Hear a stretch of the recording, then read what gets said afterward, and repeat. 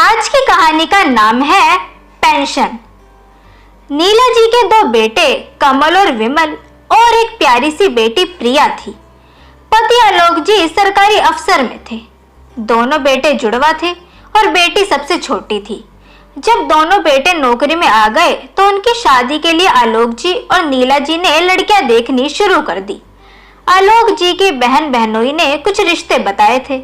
नीला जी और आलोक जी अपने बेटे और बेटी के साथ लड़की देखने गए। खूब स्वागत किया लड़की वालों ने। जब नेहा कमरे में आई तो उसकी मासी की लड़की रानी भी साथ में थी, जो कि नेहा की उम्र की ही लग रही थी।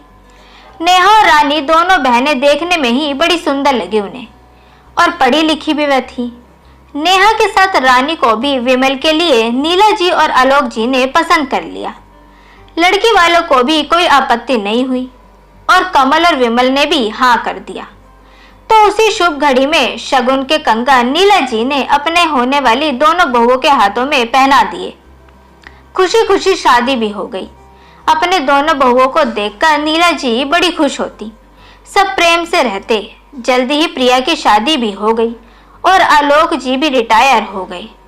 अपनी नौकरी से सब ठीक चल ही रहा था कि तभी एक दिन आलोक जी को हार्ट अटैक आ गया और आलोक जी नहीं रहे। प्रिया और दामाद अतुल जी को जब ये खबर मिली तो वो तुरंत वहां पहुंचे। इस उम्र में आलोक जी का साथ छूटना नीला जी को एकदम सदमे में ले गया और वो धीरे धीरे बीमार भी पड़ने लगी। सारे पेपर वर्क के बाद आलोक जी की पेंशन नीला जी को आने लगी। आलोक जी काफी ऊंचे पोस्ट से रिटायर हुए थे, तो पेंशन की रकम काफी अच्छी खासी थी। पैसा नियत बदलते देर नहीं लगती, और वही नीला जी के घर में भी हुआ। पेंशन को लेके तकरार शुरू हो गई।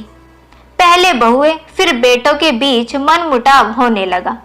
दोनों ही चाहते थे कि पूरी पेंशन वो ले। नीला जी बहुत दुखी होती अपने परिवार को ऐसे बिखरता देखकर।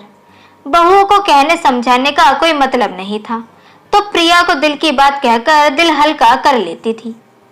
अपनी माँ की स्थिति देख प्रिया बहुत दुखी होती।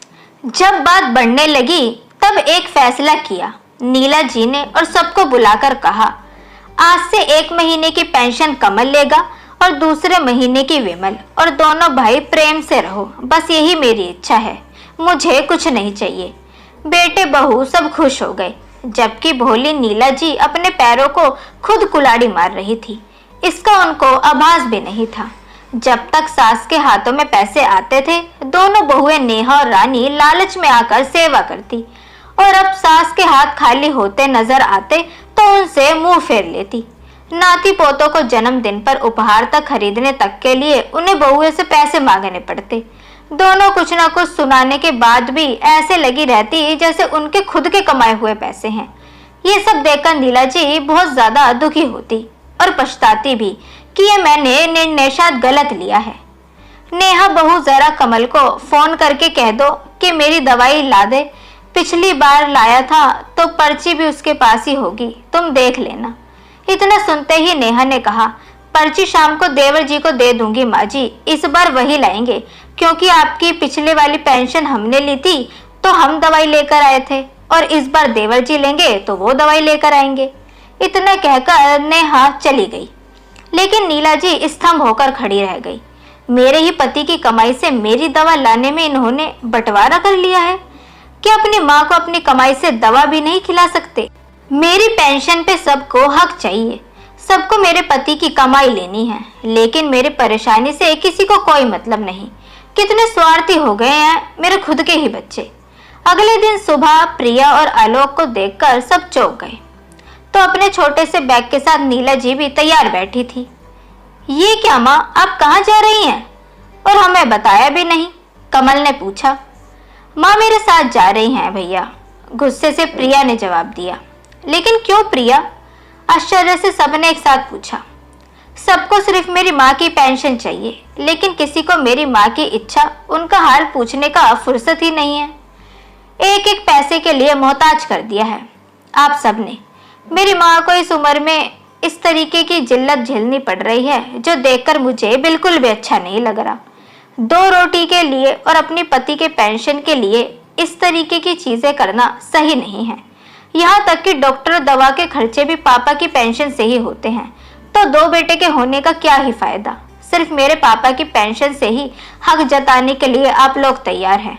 पति की पेंशन पे सिर्फ उसकी पत्नी का हक होता है, ताकि उसके जाने के बाद वो आर्थिक रूप से मजबूत रहे। फिर आप सबको उस हक को क्यों छीनना है? क्यों आप पेंशन के पीछे पड़े हुए हैं? अब से माँ हमारे साथ ही रहेगी। और हाँ भैया, माँ की पेंशन माँ खुद ही खर्च करेगी। प्रिया ने इतना कहकर अपने घर से रवाना होना चाहा और भाइयों के तरफ से मुंह फेर लिया। इतने में ही प्रिया का पति भी बोला, आप बेटे होके भी बेटे का फर्ज नहीं निभा सके, लेकिन मैं दामाद का फर्ज नहीं भूलूंगा। माँ को खाने और दवा के पैसे देने की कोई जरूरत नहीं पड़ेगी मेरे घर में। और ये सब बात सुनकर आलोक ने कहा तो सबके सब शर्मसार हो गए और आंखें झुकाकर इसी तरह खड़े रह गए। और प्रिया अपनी माँ को लेकर अपने पति के साथ फौरन घर से रवाना हो गई। तो दोस्तों, कैसी लगी आपको आज की कहानी पेंशन, ये हमें कमेंट सेक्शन के थ्रू जरूर बताएं। वीडियो अगर आपको पसंद आई हो तो इसे लाइक जरूर करें, साथ ही इसे अपने दोस्तों के बीच भी शेयर करें। चैनल को सब्सक्राइब करना ना भूलें। मिलते हैं आपसे अगली वीडियो में, तब तक के लिए गुड बाय।